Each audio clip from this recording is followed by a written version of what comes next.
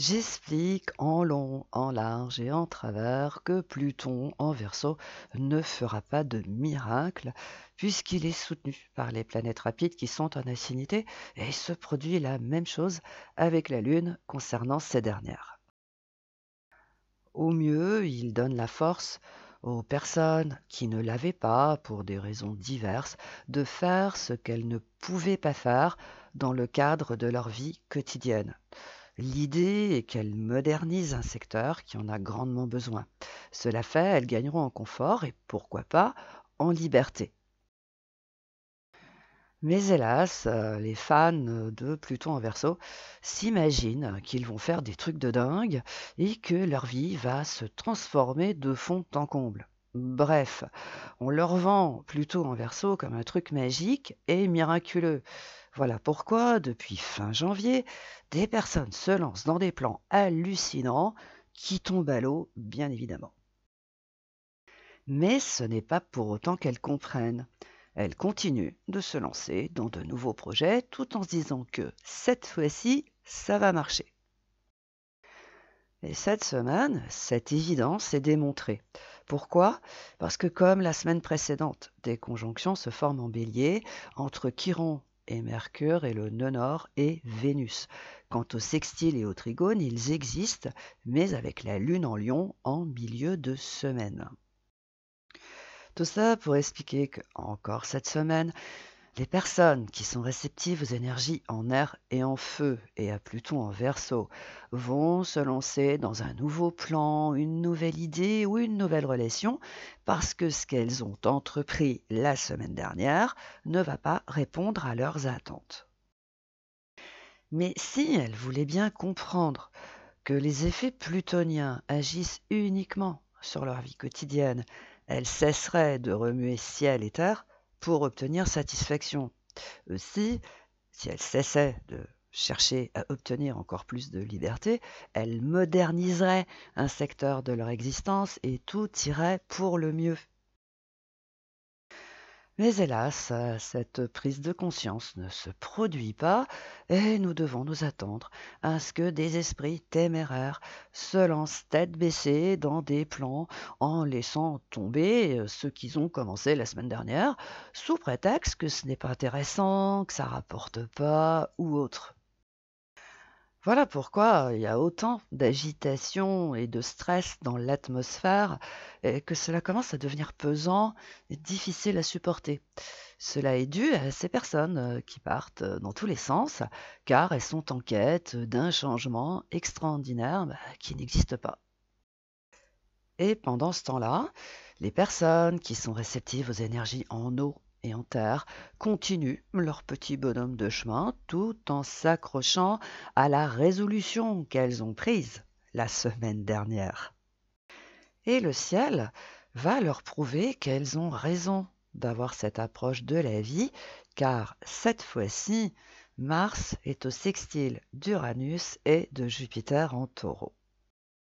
Par nature, un sextile est l'aspect qui suit la conjonction dans le registre des aspects majeurs. Sa fonction est de concrétiser ce qui a été commencé ou décidé lors de la conjonction. Le tout dans un contexte de facilité, sans qu'il y ait besoin de se dépasser, de se surpasser. Autrement dit, avec un sextile, tout est facile et évident, on peut dire que ça coule de source. Cependant, il faut préciser que c'est Uranus et de Jupiter dont il s'agit. Par conséquent, la décision qui a été prise la semaine dernière va rencontrer l'opportunité qui va permettre de la concrétiser et de se libérer d'un joug, d'une oppression, car au fond, c'est de cela dont il s'agit.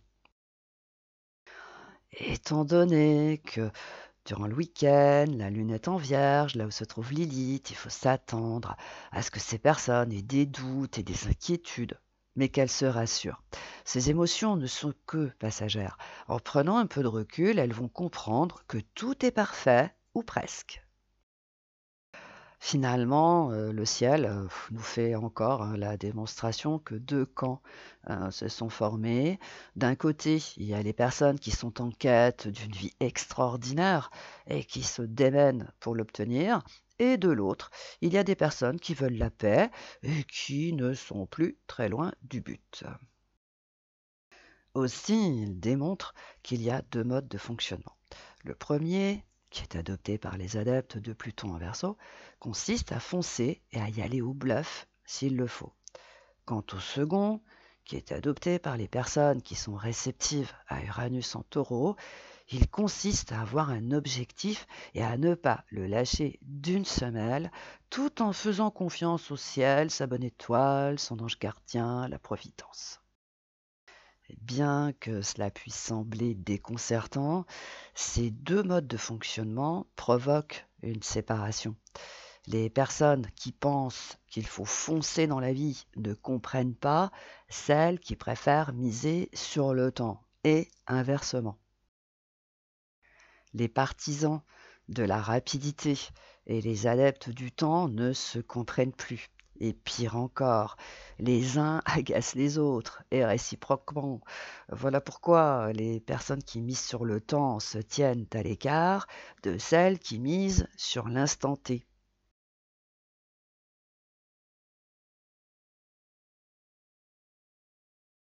Bélier, passer d'une idée à une autre ne vous fait pas avancer. En revanche, vous y gagneriez en travaillant avec des énergies, donc des personnes, différentes de vos habitudes. Je vous laisse méditer là-dessus. Taureau, la décision que vous avez prise est une chance pour vous libérer d'une oppression qui dure depuis bien trop longtemps. Vous pouvez appuyer sur le bouton Start, ça va le faire. Gémeaux, privilégiez des affaires qui ne payent pas de mine et votre talent se chargera de les remettre au goût du jour comme il sait si bien le faire. Cancer, un secteur de votre existence est sous tension et plus très loin de la crise de nerfs. Ne prenez pas tout cela à votre compte et laissez les propriétaires de ces problèmes se débrouiller avec. Lion, le présage est le même que la semaine précédente. Vous pouvez commencer quelque chose d'inédit, mais à condition que vous lâchiez une affaire qui ne marche pas ou plus. Vierge, observez la tournure que prennent les événements depuis la semaine dernière. Ce faisant, vous allez constater qu'ils sont bénéfiques et salvateurs. Donc tout va bien. Balance, votre cher amour ou votre partenaire en affaires peut partir dans tous les sens et passer d'une idée à une autre. Voilà pourquoi rien n'avance depuis ces derniers temps. Scorpion, l'opportunité qui se présente a vocation de vous apporter plus de confort. Donc, si cela fait partie de vos objectifs, vous pouvez la saisir en toute confiance. Sagittaire, si vous avez l'idée de vous défaire d'une activité qui appartient au passé, les circonstances sont favorables pour qu'elle se concrétise dans les meilleures conditions. Capricorne, la décision qui a été prise en votre faveur est en voie de concrétisation. Et du côté de vos détracteurs, rien de nouveau, ils continuent de s'agacer pour empêcher cela, mais en vain. Verseau, on vous parle de sentiments, de ce que vous éprouvez et si vous comptez vous engager ou pas. Réfléchissez bien avant de répondre et si c'est non, dites-le. Poisson, par le biais d'une opportunité qui ne paye pas de mine, mais qui a un sacré potentiel, le ciel fait la démonstration que vous avez raison de lui faire confiance.